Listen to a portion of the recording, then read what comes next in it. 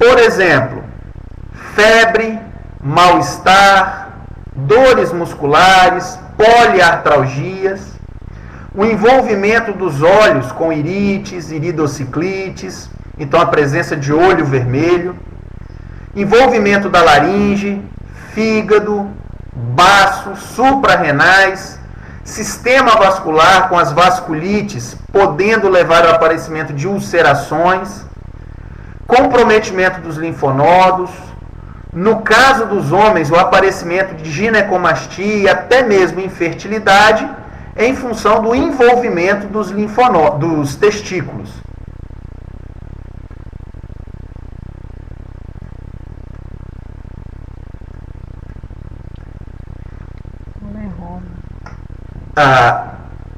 Uma vez feita essa avaliação dermatoneurológica de uma lesão suspeita, de acordo com a portaria 3.125 de outubro de 2010, toda pessoa que apresentar um ou mais, então não precisa ser todos esses sinais, mas pelo menos um ou mais dos seguintes sinais cardinais, pode ser definido como um caso de hanseníase e ser iniciado o tratamento.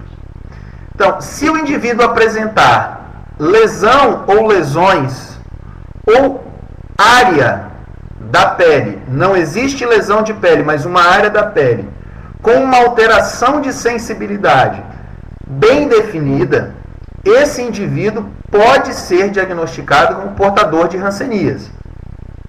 Se ele apresentar o acometimento de nervos periféricos, com ou sem espessamento desses nervos, mas que nos segmentos inervados por esses troncos houver alteração sensitiva e ou motora e ou autonômica, podemos considerar também um caso de hanseníase. E, finalmente, se ele apresentar a baciloscopia do esfregaço intradérmico positivo, é considerado um diagnóstico de hanseníase.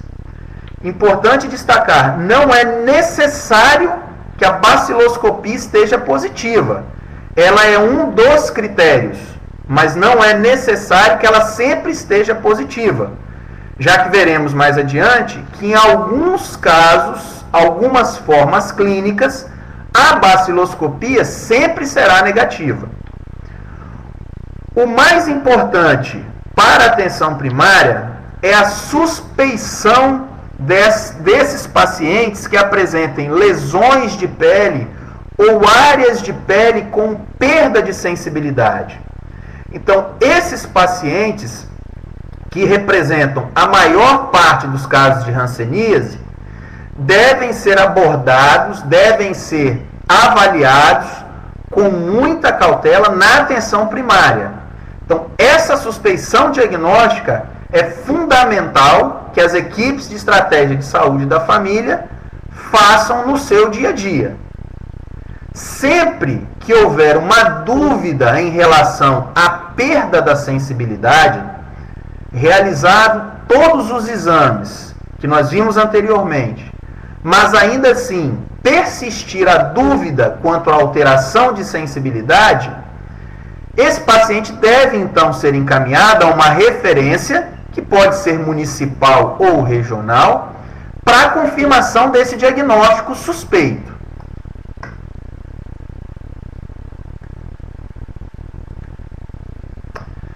Então, num país endêmico como o Brasil, onde a prevalência, a incidência da doença ainda é um problema de saúde pública, um indivíduo que apresenta uma lesão de pele com uma perda bem definida da sensibilidade naquela região da lesão, deve ser considerado um caso de hanseníase, de acordo com a definição que está na última portaria do Ministério da Saúde.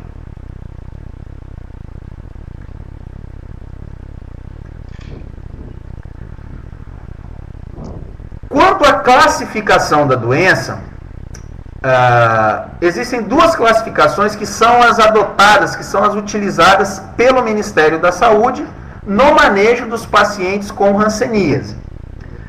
A classificação de Madrid, que é a classificação adotada, né, pelo Ministério da Saúde, ela vai dividir a doença em dois polos estáveis, o polo tuberculoide e o virchoviano, e nos dois grupos instáveis da doença, as formas indeterminada e dimorfa.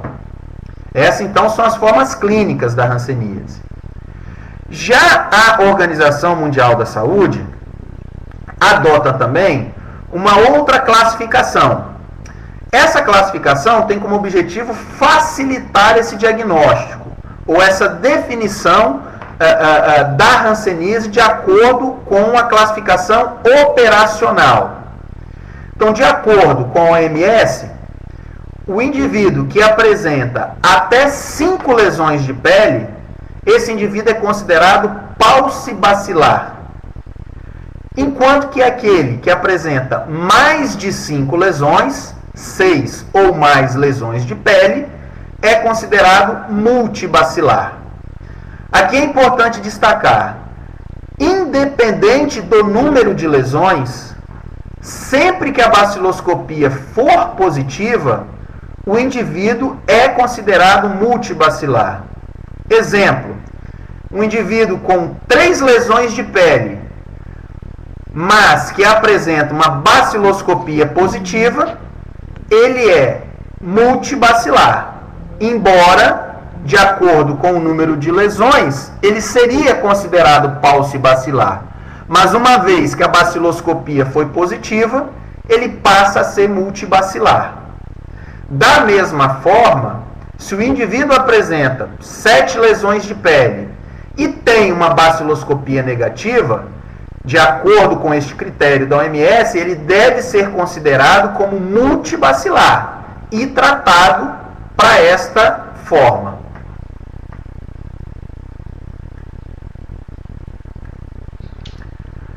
Falaremos um pouco das formas clínicas da hanseníase. A primeira é a forma indeterminada, cuja característica clínica é uma mancha hipocrômica com bordos imprecisos e com alteração de sensibilidade. Ou, às vezes, apenas uma área da pele, ainda sem uma lesão cutânea evidente. Apenas uma área da pele que apresenta hipoestesia, ou seja, diminuição da sensibilidade. Geralmente, nas formas indeterminadas, só existe alteração de sensibilidade térmica e às vezes também a dolorosa, mas o paciente, na maioria das vezes, só perderá a sensibilidade térmica. Além disso, na região suspeita pode haver redução da sudorese e rarefação dos pelos. Na forma indeterminada, não há acometimento de troncos nervosos periféricos. É uma forma onde a baciloscopia é negativa, sempre é negativa, portanto, é uma forma não contagiosa da doença. Alguns exemplos.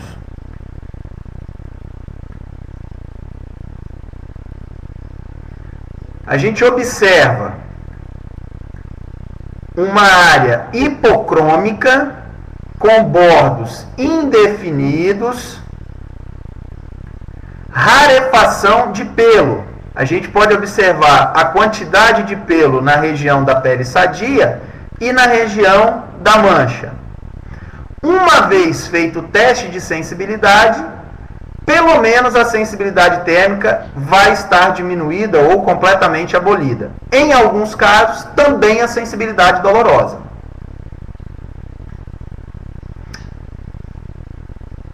Aqui, uma outra imagem com uma lesão, uma área hipocrômica, também onde, uma vez feito o teste de sensibilidade, existe hipoestesia.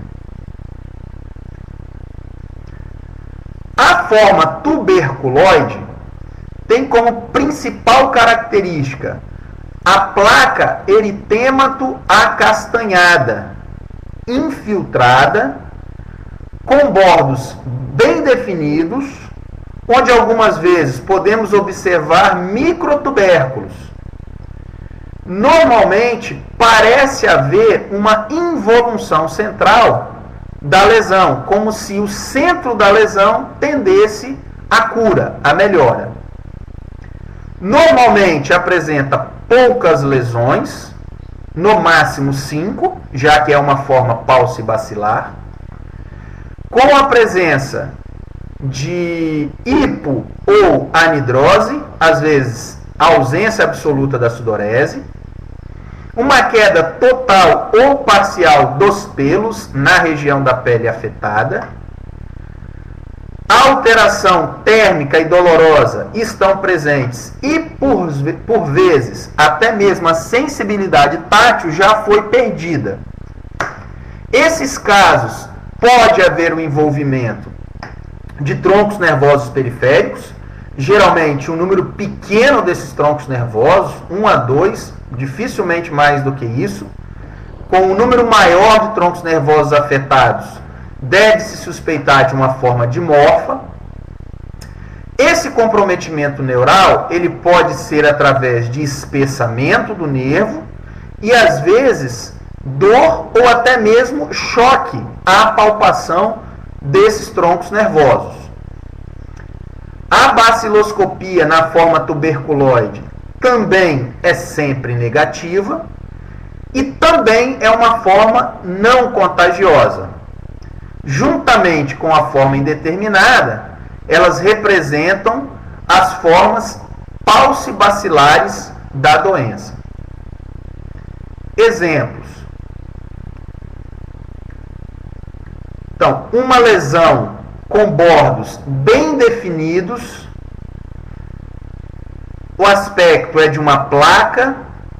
Quando a gente consegue observar a lesão de perto, a gente percebe a presença de microtubérculos nas bordas da lesão e com a tendência à involução central.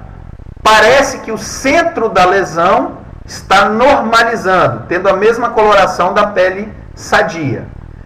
Testada a sensibilidade dessa lesão, vai haver perda da sensibilidade tátil, térmica e, às vezes, até mesmo da dolorosa. Aqui a mesma coisa. Uma lesão tipo placa, bordos bem definidos, bordos elevados. E, feita o teste de sensibilidade, existe uma diminuição ou uma completa ausência da sensibilidade tátil, térmica, nessa região, quando comparada com a pele sadia. Isso permite o diagnóstico da hanseníase. Não existe dúvida em relação a esse diagnóstico nesse tipo de caso tuberculoide. Então, essas lesões devem ter uma avaliação cuidadosa por parte da atenção primária. Pelo menos a suspeição do diagnóstico desses casos deve ser feita. E se houver dúvida quanto ao diagnóstico, esses pacientes devem ser encaminhados à unidade de referência. A forma dimorfa da doença, como nesses indivíduos a imunidade é muito lábil, ela pode ter características tanto da forma tuberculoide quanto da forma virchoviana. Isso vai depender da resposta imunológica do hospedeiro. Ela ainda pode ser subdividida em 3 grupos, né, que seriam a dimorfa tuberculoide ou borderline tuberculoide, a dimorfa virchoviana e a dimorfa. A característica clínica principal são as lesões pré-foveolares e foveolares, que aparecem na forma dimorfa. Enquanto que na forma dimorfa tuberculoide e dimorfa virchoviana, a apresentação clínica será semelhante às formas tuberculoide e virchoviana. Normalmente, o número de lesões na forma dimorfa é grande, mais de 5, E o comprometimento dos troncos nervosos também é acentuado, com o envolvimento de vários troncos nervosos periféricos. Na forma dimorfa, a baciloscopia pode ser positiva ou negativa. Vai depender da característica, se é mais para o polo tuberculoide ou mais para o polo virchoviano. E, consequentemente, pode ser uma forma contagiosa ou não.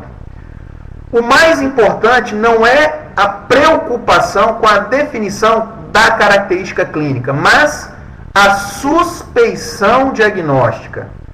Diante de um caso suspeito, o importante é tentar fazer o diagnóstico de hanseníase ou então encaminhar esse paciente sem a preocupação, nesse primeiro momento, de definir a forma clínica, que às vezes é um pouco difícil. Mas a suspeição diagnóstica, ela é fundamental que seja feita na atenção primária à saúde. Exemplos da forma dimorfa. Então aqui, a característica clínica marcante da forma dimorfa, que são as lesões foveolares e pré-foveolares. São lesões que apresentam o centro tendendo à cura, uma borda externa elevada, uma borda interna às vezes um pouco mal definida e com um grande número de lesões. E que grande parte das vezes são simétricas.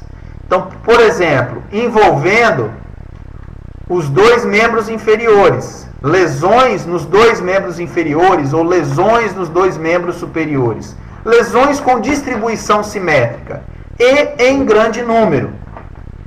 Claro que testado a lesão, a sensibilidade vai estar diminuída ou ausente na maior parte das vezes. E aí as três, a tátil, a térmica, a dolorosa e também a tátil.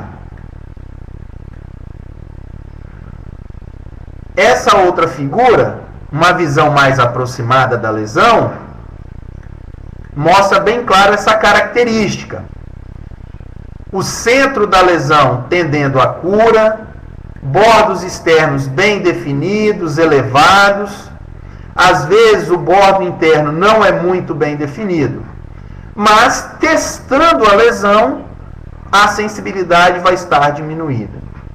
Então, frente a um paciente com essas características, a minha principal preocupação na atenção primária vai ser examinar, fazer uma anamnese direcionada para a questão da hanseníase, fazer um exame dermatoneurológico cuidadoso, buscando observar se existe ou não diminuição, alteração da sensibilidade nessas lesões. Se isso está presente, é um diagnóstico de hanseníase. Se houver dificuldade quanto à classificação da forma clínica, esse indivíduo deve ser encaminhado à referência municipal para definição da sua forma clínica.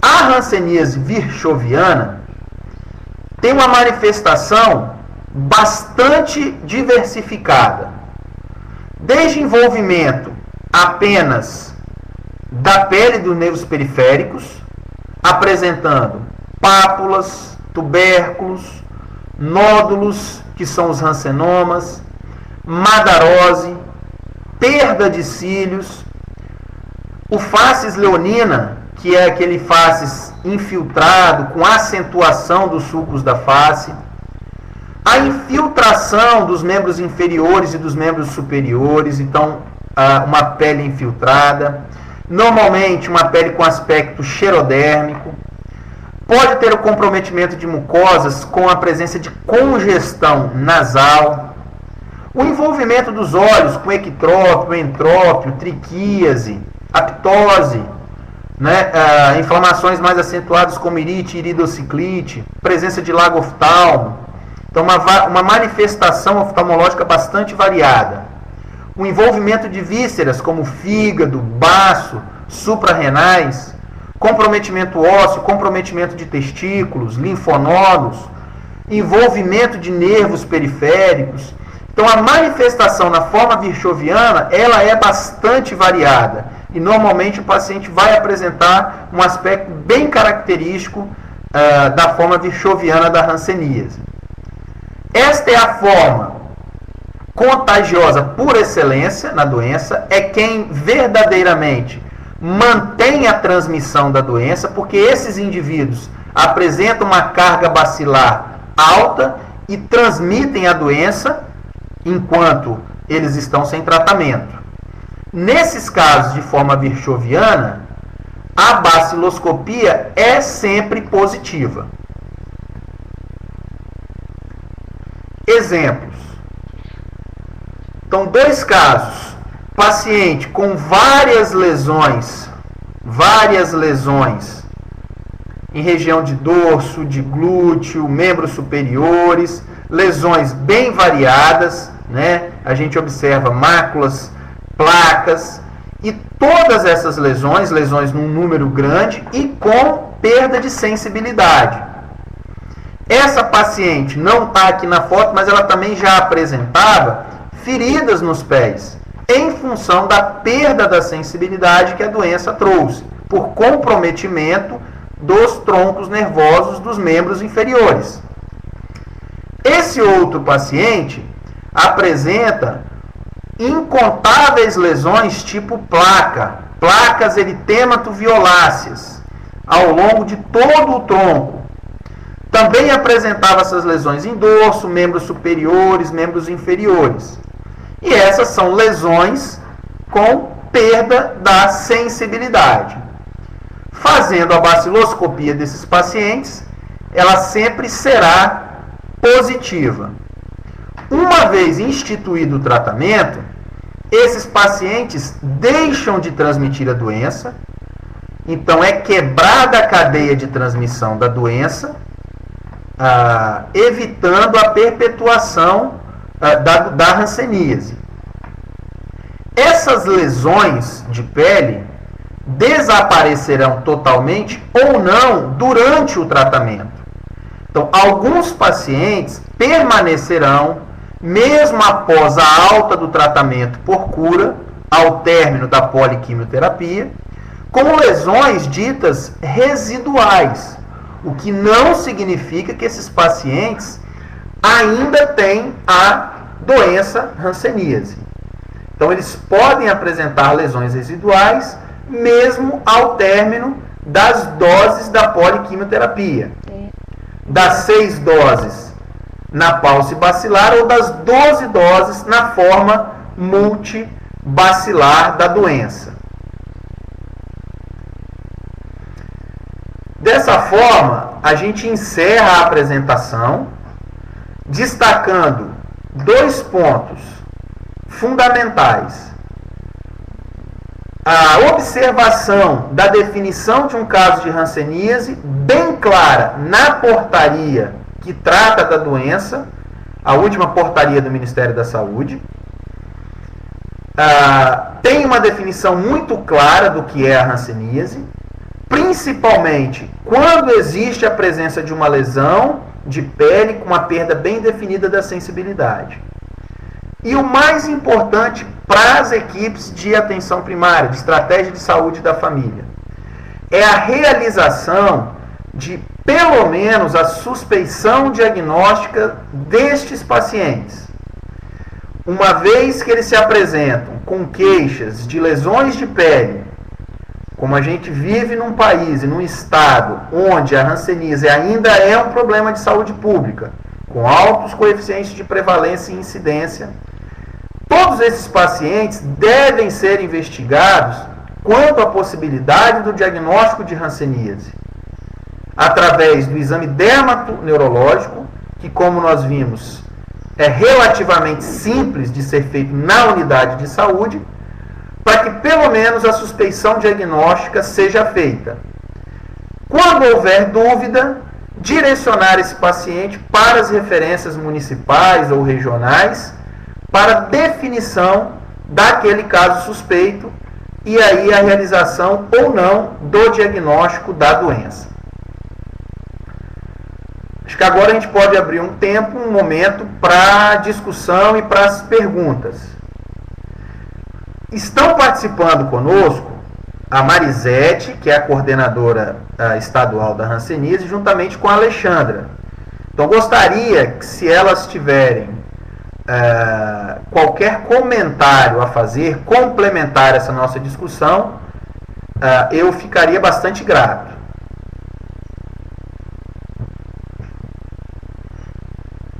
Bom, Robson, primeiramente, queria te parabenizar pela palestra, né? Mas também queria falar para os nossos ouvintes, né, que estão aqui conosco, por que trazer esse tema, né, de diagnóstico precoce na atenção básica.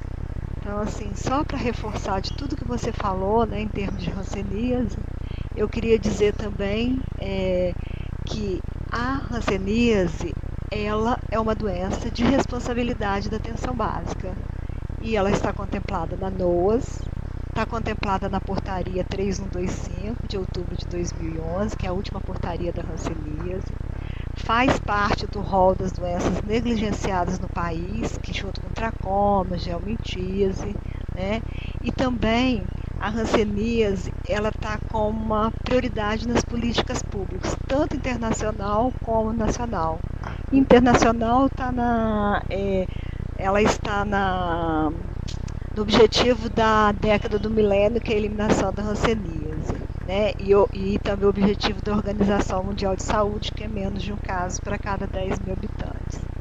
E a nível nacional, né, a hanseníase está contemplada tanto no PAC, né, mais saúde, no Pacto pela Vida, nas ações de vigilância e saúde, e, né, com tudo isso, é importante o quê? É importante que os profissionais se conscientizem que, se a gente quiser eliminar a hanseníase como problema de saúde pública, que é o preconizado até 2015, a gente só vai conseguir na hora que a gente conseguir envolver os profissionais que estão na atenção primária, porque é lá que é a porta de entrada de qualquer cidadão. É o primeiro contato do cidadão com os serviços de saúde, né? Então, se esses profissionais não estão capazes, aptos a olhar a hanseníase como um problema, né, endêmico no nosso estado, nos seus municípios, a gente não vai conseguir nem fazer o diagnóstico precoce, muito menos quebrar a cadeia de transmissão da doença. Porque não diagnosticando, você não quebra a cadeia de transmissão. Então, assim, é importante que os municípios, né, para essa fase que o estado está, né, atingiu, ou seja, alcançou o Espírito Santo, já vem um decrescente desde 2003, é importante que cada vez mais todos os profissionais médicos, enfermeiros, agentes comunitários de saúde, técnicos, ou seja, qualquer profissional de saúde da atenção primária, né, estejam empenhados, né, na busca, ou seja, na suspeição. E você falou muito bem, em caso de dúvida, você encaminha para a referência, podendo ser a própria referência do município, onde tiver, que a maioria dos municípios tem uma referência municipal, ou a nossa referência estadual, que é a Santa Casa, que está lá aberto para que qualquer pessoa possa, né, encaminhar para elucidação, diagnóstico e devolver o paciente. Lembrando sempre que a continuidade, né, da atenção, do acompanhamento do seu paciente, uma vez referenciando para um outro serviço, outro ponto de atenção, vai ser sempre daquela equipe aonde está inserido o paciente no seu território, né? Então, assim, é uma contribuição, né, que a gente teria que estar dando nessa palestra, enfatizando essa importância da suspeição diagnóstica, que é o nosso principal foco hoje dessa palestra. Então, se a gente quiser realmente avançar na eliminação da hanseníase no estado do Espírito Santo, a gente precisa, né, diagnosticar, buscar casos, mobilizar, conscientizar a população, né, envolver as escolas onde estão as crianças, que é o principal sinalizador da endemia no país, hoje os menores de 15 anos, porque se ainda a gente tem um estado com 10% né, 10% do total de casos diagnosticados em criança é porque a gente tem adulto doente, ou seja, então nós temos fonte de infecção presente e a gente precisa quebrar essa cadeia de transmissão tratando todo mundo que tiver, né, doente. Né? Como você disse, uma vez doente, essa pessoa não tem mais capacidade de transmitir a doença. Então a gente precisa romper com a cadeia de transmissão da doença. Eu sou aberta, Alexandra, você, para que se as pessoas puderem, né, fizer alguma pergunta, tiver alguma dúvida. Tem uma pergunta do Otávio, colocando a questão de resistência, né, ao tratamento. Ele fala que no município dele, no último ano, 3 pacientes fizeram o tratamento corretamente e ao final das doses supervisionadas ainda tinha baciloscopia positiva e bacilos íntegros. Esse é o ponto mais importante, Otávio. A resistência ao tratamento à hanseníase não é um evento comum. Hoje existem alguns casos acontecendo, tem estudos sendo feitos em relação a isso, trabalhos em relação a isso, mas não é muito comum. A primeira questão é avaliar se de fato a baciloscopia tem uma qualidade boa, com uma descrição adequada desses bacilos, porque, como você colocou, o mais importante é isso. Não é recomendado de forma rotineira que no momento do diagnóstico, no momento da alta por cura dos casos multibacilares, se faça rotineiramente novas baciloscopias. Então isso primeiro não deve ser rotina. Caso isso seja feito por questões como acontecimento de reações de forma muito frequente ou muito intensa durante o tratamento, ou paciente que iniciou o tratamento da doença com a baciloscopia muito alta, então casos muito selecionados, às vezes serão realizadas baciloscopias no final do tratamento. E o mais importante é a descrição morfológica dos bacilos, porque normalmente esses pacientes ficarão durante muito tempo com a baciloscopia positiva, até eliminar todos os bacilos. Mas a descrição morfológica do bacilo é fundamental. Então, se só vier o resultado da baciloscopia quantitativo, mas não qualitativo, é um problema. Se você está dizendo que houve uma descrição morfológica, a qualidade do exame é adequada e ainda existem bacilos íntegros, realmente pode estar havendo algum problema. A recomendação nesses casos é que esses pacientes sejam encaminhados por uma referência com maior experiência em hanseníase, para avaliar a situação de tratamento, se vai haver necessidade de fato de prolongar o tratamento desses pacientes. Então, nesses casos específicos, como você citou, tratamento realizado de forma correta e persistência de baciloscopia positiva com bacilos íntegros ao final das doses supervisionadas, o recomendado é encaminhar esses pacientes para referência, para que eles sejam melhor avaliados nesses serviços. Se a Marisete quiser colocar alguma coisa em relação a referência estadual. Eu queria falar aqui com a Otávia, ela disse que já foi encaminhado, inclusive, para referência estadual, né, essas lâminas. E é muito estranho, assim, 3 pacientes, né, você, Otávia, é de Pinheiro, né? É de Pinheiro, me parece. 3 pacientes com bacilos íntegros.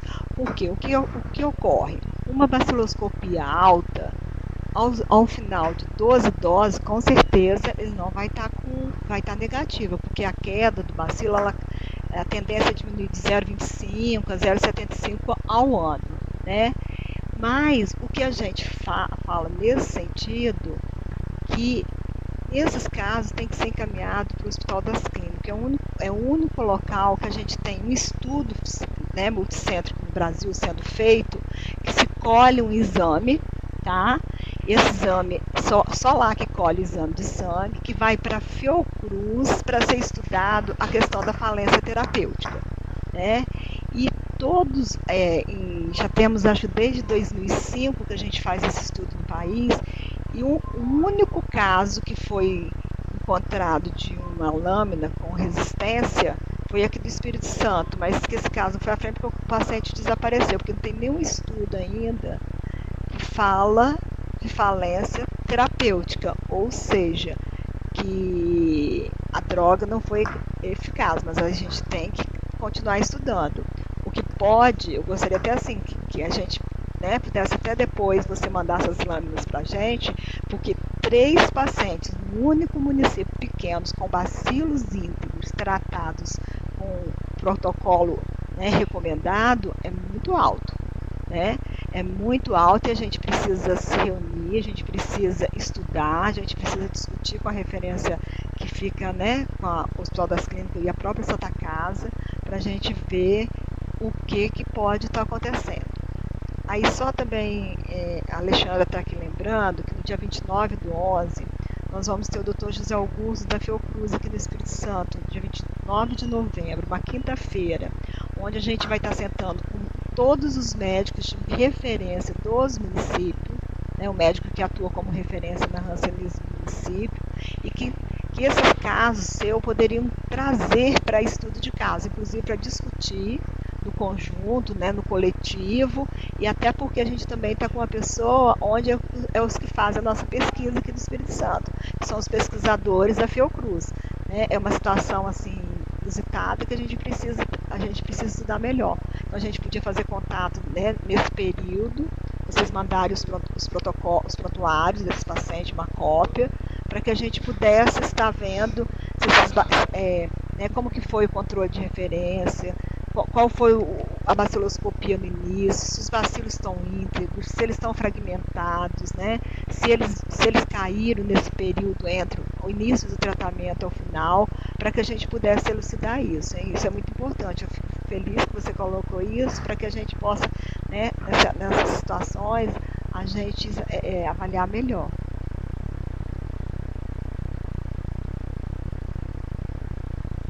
Você vai manter contato. A gente aguarda, tá, Otávio? Não deixa de manter contato, não. Amanhã mesmo você já pode estar passando esses 3 xerocaças, esses 3 prontuários, encaminhar para a gente, que a gente vai pegar todas as baciloscopias do controle de qualidade, vamos analisar aí a gente entra em contato com vocês. E vai servir até de nosso estudo para que a gente possa levar nessa conferência com o Dr. José Augusto no dia 29/11, ok?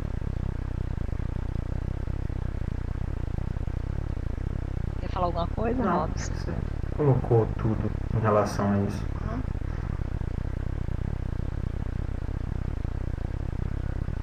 Alexandra está passando aqui o e-mail da hanseníase, né? Na verdade, eu acho que a maioria das pessoas tem o nosso e-mail.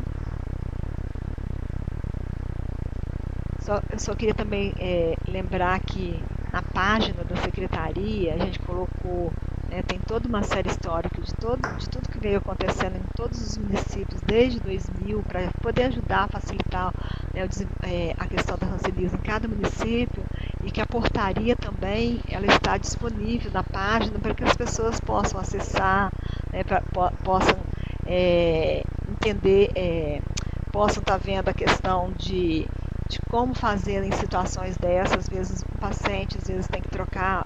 É um paciente que pode ser candidato em esquema alternativo, de repente. Não sei se a gente não tiver, tratou 12 doses, tratou 24 doses, dependendo do esquema terapêutico, não evoluiu para melhora clínica, então ele poderá talvez, né, ser encaminhado para a Santa Casa e estudar melhor esse caso, analisar melhor esse caso. É só lembrar que algumas...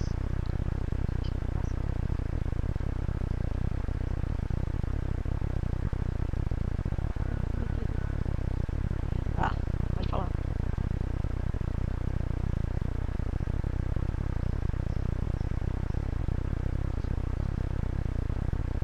Tô ouvindo, não. Fala, Alexandra. Você quer falar o quê?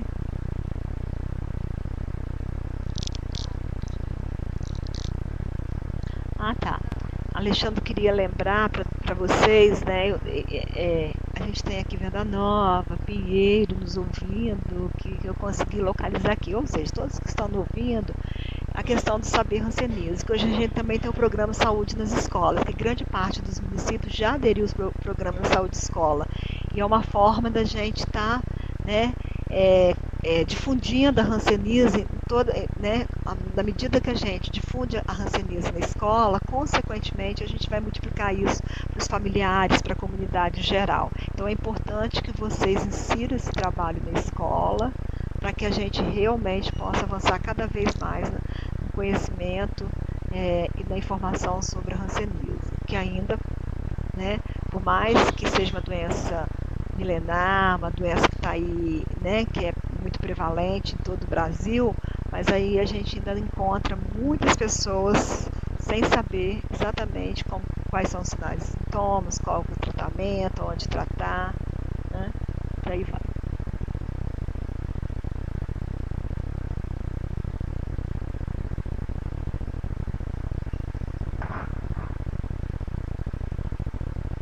Será que ainda tem alguma questão?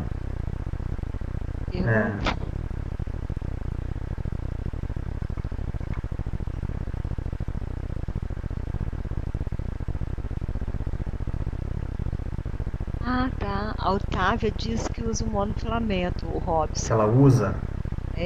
Teve um momento que você falou, né, ela usa o monofilamento para testar a lesão de pele. Né? A questão do uso do monofilamento para testar essa rotina, a lesão de pele não é muito a rotina, até mesmo no próprio manual do Ministério não tem muito essa questão. Normalmente a gente usa o monofilamento para fazer o teste da sensibilidade das mãos e dos pés, né? Quando você está fazendo a avaliação do grau de incapacidade. Porque tem que tomar cuidado no uso do monofilamento ao testar a lesão, que, por exemplo, se o paciente já não tiver a sensibilidade do monofilamento verde, ele já vai ser considerado um caso de hanseníase. Porque, ao contrário da avaliação dos pés e das mãos, né, onde até o lilás é normal, lá na lesão de pele, se ele não sentiu o verde, não sentiu o azul, já significa uma diminuição de sensibilidade. Então, pelo menos na minha prática diária, eu opto por usar o algodão com éter, né, o alfinete com cuidado, o chumaço de algodão, testando a sensibilidade térmica, dolorosa e tátil com esse instrumental. Eu prefiro não usar o monofilamento. E até mesmo por isso, na maioria dos manuais do Ministério da Saúde, não tem muita recomendação do uso do monofilamento para testar a lesão de pele. Mas se você tem, Otávio, para fazer o diagnóstico, se você tem essa experiência, tem essa prática, tudo bem. Mas eu acho que é importante o uso desse instrumental que a gente colocou, porque eu acredito que ele dá uma segurança maior para fazer essa avaliação da sensibilidade. Porque às vezes é até difícil a compreensão do exame por parte do paciente, né? Mas também não tem nada contraindicando o uso do monofilamento para fazer o teste da lesão de pele suspeita, né? O Robson, quem tem o monofilamento disponível, o lilás já se tiver sensibilidade alterada, o lilás ele já indica então uma sensibilidade alterada o lilás. Então pode estar usando o lilás. Agora, só lembrando também, Robson, outra coisa, para a criança, como é difícil fazer o teste, né, os testes, a gente tem disponível hoje estamina. Principalmente a gente tem estamina disponível para os municípios onde tem criança. E aonde não tem criança, se por aparecer um caso suspeito, pode estar solicitando ao município vizinho, ligando para a gente, passando e-mail, ou a gente vai disponibilizar, porque nós não temos um frasco para todos os municípios, mas para também estar orientando esses profissionais onde pode fazer um teste mais minucioso para não incorrer no risco de dar um diagnóstico de criança, né, em criança e poder estar dando um erro diagnóstico. Então, e lembrando também que para validar um caso menores de 15 anos, a gente orienta para os municípios, né, que não tem uma referência, não tem uma pessoa, né, com a experiência do dia a dia da hanseníase, caminhar para o Hospital das Clínicas com a doutora Lúcia. Todas as terças-feiras ela atende paciente para suspeição, para validar casos menores de 15 anos, tá? Que é para que a gente não incorra no risco de estar dando diagnóstico errado em menores de 15 anos.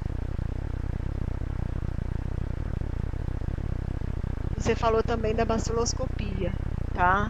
A baciloscopia, ela não é diagnóstico, mas a gente todo, né, como a gente tem um controle de qualidade, que inclusive é referência nacional no país, então a gente indica mesmo todos os casos no diagnóstico, e na alta só vai fazer para aqueles casos que houver necessidade, um multibacilar, para um monitoramento, porque uma vez positivo, ele vai ser positivo.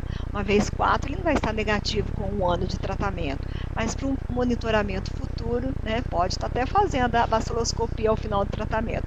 Mas um pulso bacilar, baciloscopia negativa, tratou como pulso bacilar, não justifica fazer baciloscopia para dar alta. A alta é clínica. O diagnóstico da hanseníase, lembrando que é um diagnóstico, né, clínico, e a gente tem alguns exames, como a baciloscopia, que ajuda na questão da classificação, né? Ele é prognóstico, a própria biópsia, né? A própria estamina para os menores de 15 anos, para fazer para ajudar no teste de sensibilidade e tudo mais, tá? Então a gente e a baciloscopia, né? O exame, uma vez sendo feito no município, ele tem que ser enviado para o controle de qualidade, que é o LACEN do Espírito Santo. Sem o LACEN, porque a gente não vai poder estar validando, porque cada hora é uma pessoa que colhe, demora muito tempo para colher. Então é importante ter outros olhares para que a gente tenha um exame cada vez mais fidedigno, para não incorrer no risco de ter baciloscopia positiva com bacilos íntegros, né? Porque é muito diferente bacilos íntegros e bacilos fragmentados, ou seja, que não tem capacidade, né, de multiplicar mais bacilos, ou seja, bacilos mortos, né?